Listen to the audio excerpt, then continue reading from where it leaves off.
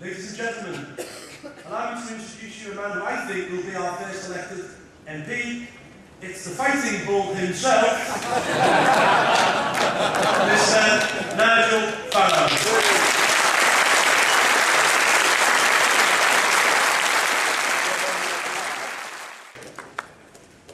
Mr. Chairman, ladies and gentlemen, good morning everybody. Good morning.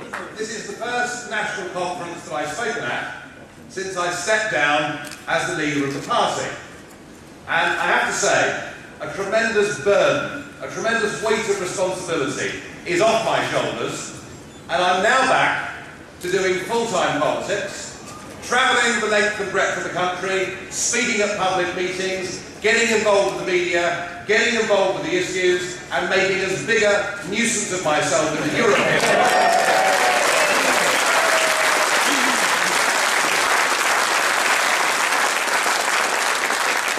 It's a wonderful party, but it's full of very single-minded individuals, shall we say.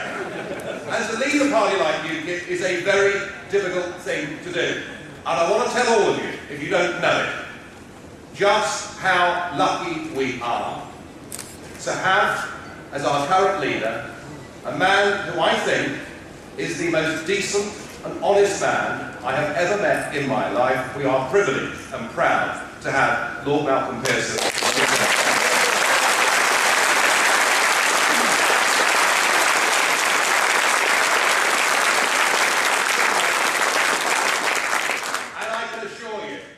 That he has the backing of the MEPs, that he has the backing of the NEC, that he has the backing of the 500 plus candidates from UKIP that will go into this general election. Malcolm, we are right behind you, and we're expecting great things on May the 6th this year.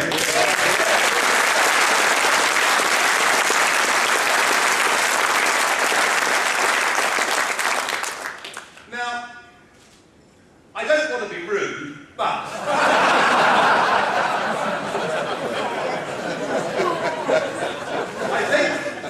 I think we are about to enter the most boring, pointless, futile general election that has ever been held in the history of this country. How anybody is going to be able to bear listening to all three of those leadership debates, I simply don't know. Increasingly with our career politicians and our leaders, they look the same, they sound the same, and on the issues of major substance, you simply cannot put a cigarette paper between them.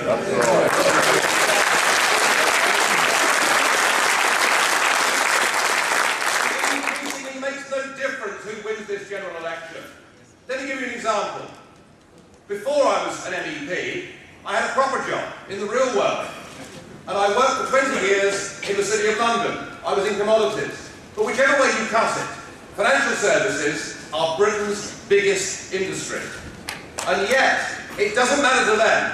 It doesn't matter to any of the hundreds of thousands who work in financial services. It doesn't matter who wins the next election, because it won't be Mr. Brown, it won't be Mr. Cameron, it won't be a coalition government that set the rules and set the agenda for Britain's biggest industry. It will now all be controlled by three new regulatory agencies based in Brussels. If we haven't got the ability to control and regulate and run Britain's biggest industry, then frankly, shouldn't this general election be scrapped? Shouldn't we start again? And isn't the first thing that we need for us to have a referendum in this country so that we, the British people, can decide who governs Britain?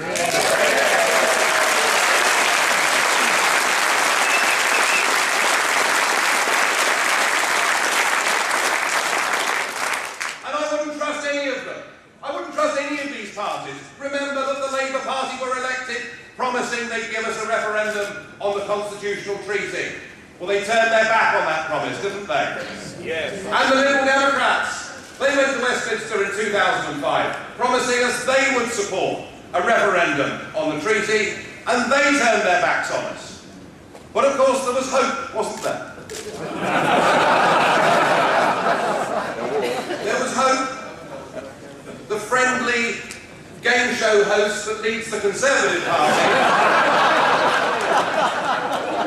told us that he'd give us a cast iron guarantee that the next Conservative government would give the British people a referendum. Well, that cast iron guarantee has gone a little rusty, hasn't it? I would not trust Cameron, Clegg or Brown. I wouldn't trust them on the European question, and if they've made specific promises like that they've been prepared to break, frankly, ladies and gentlemen, I wouldn't trust them with anything.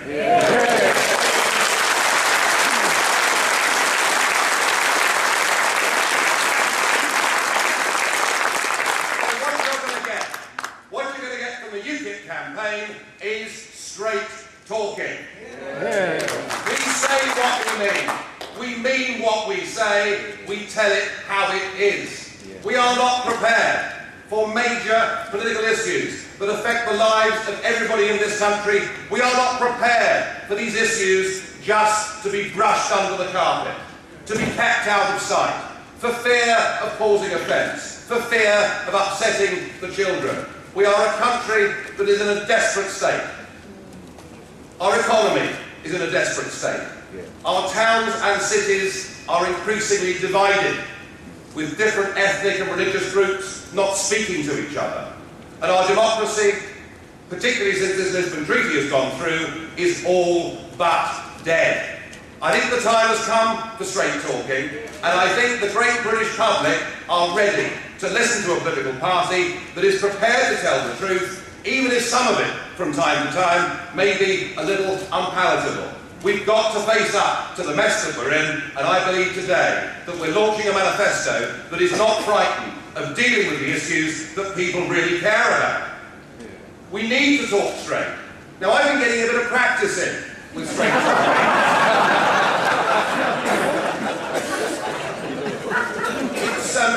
It's been going on for some time. As a result, of course, of this treaty being passed, we've had these two giant political figures take over the big jobs in the European Union. We've got Baroness Cathy Ashton, who, of course, I used to be popular. Baroness Ashton, who is now the Foreign Minister and in charge of security for the European Union, and, of course, the President of Europe, Herman Van Rompuy, that household name from Belgium. But it is interesting to see that now they have got their constitutional treaty, there's been a change of attitude, there's been a change of mood. I said in November that I felt that two political pygmies had been appointed to the top jobs in Europe. And for that, I was called to the headmaster's study at 5 o'clock. I arrived, I have to say, feeling pretty contemptuous of the whole thing, and I was told the President would be 5 minutes late. Would I take a seat, and would I like a drink? I said, well, funny you should say that. I'll ask you the tonic, please.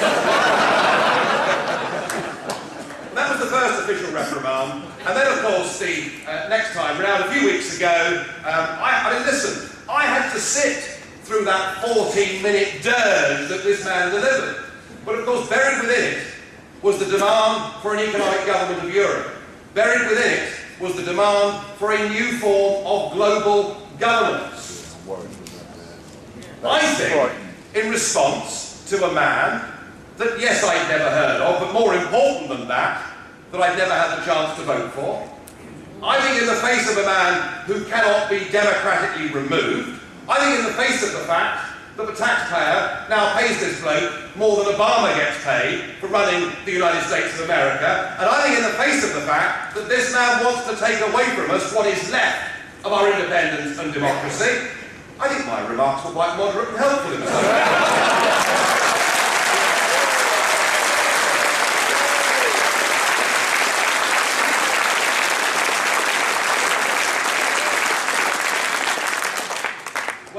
Meeting at the headmaster's office was less friendly than the previous one. I wasn't even offered a coffee this time.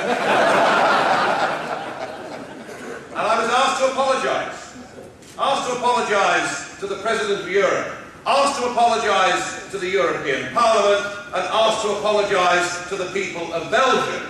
I had to say, hang on, old son, this is getting a bit too long for me. I said, I will apologise to bank clerks the world over, but I will not apologise.